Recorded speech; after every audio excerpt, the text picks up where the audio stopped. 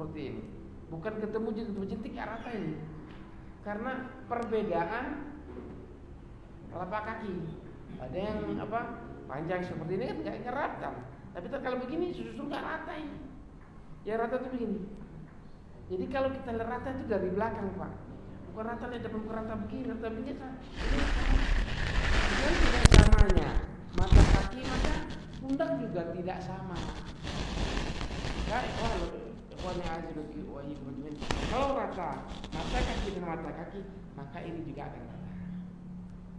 Mata kaki dengan mata kaki ini ketemu. Ini menurut sunnah Nabi Sallallahu Alaihi Wasallam. Ikhwan fillah azamukum ajma'in.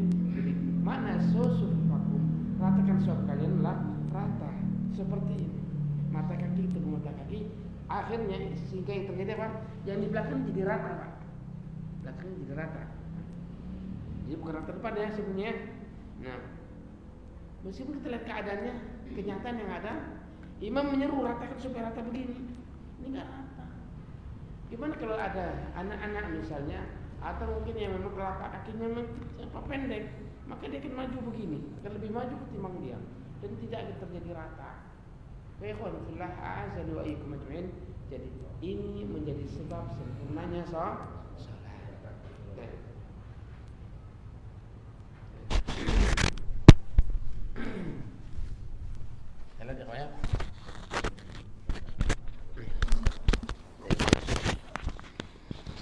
Tapi yang seperti ini, ikhwah, tentunya bisa terrealisasi bila sama-sama memahami. Kalau nggak memahami kan, kita ratakan dia mundur lagi ke garah sana. Dia kita lebih ke kiri lagi. Ini kan?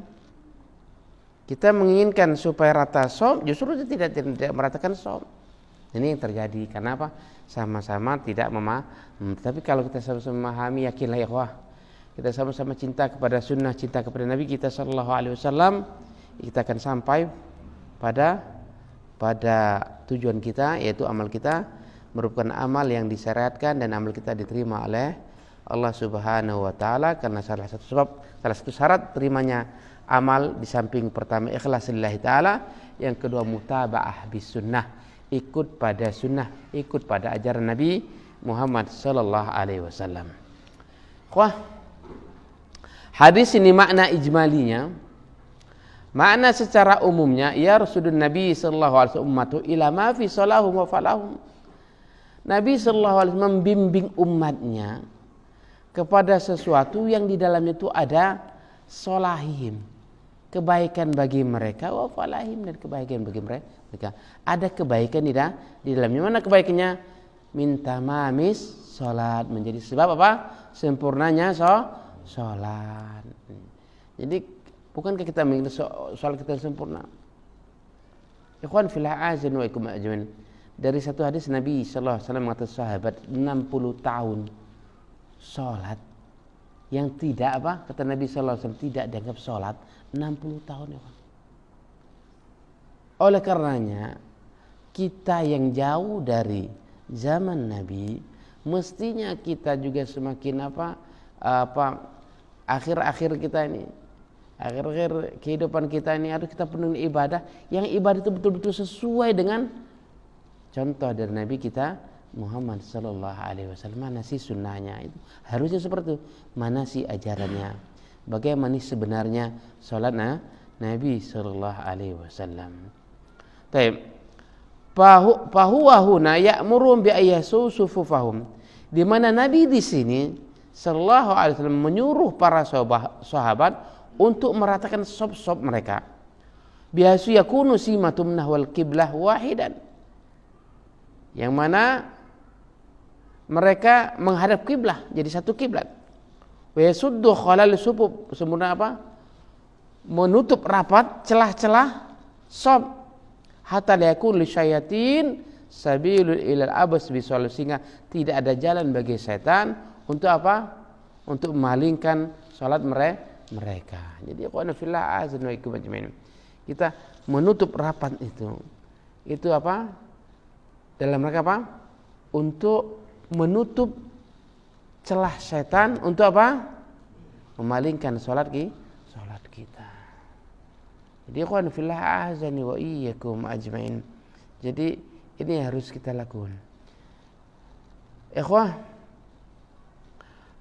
perkara saf salat kita lihat ikhwah, betapa orang-orang kafir menghargai kaum muslimin, kemudian merasa merasa begitulah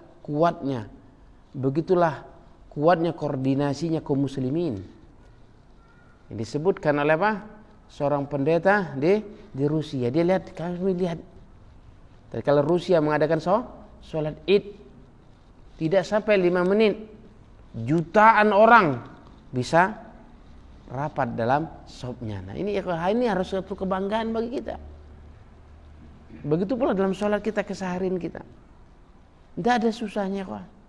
Karena yang kita laksanakanlah dalam rangka menghidupkan sunnah.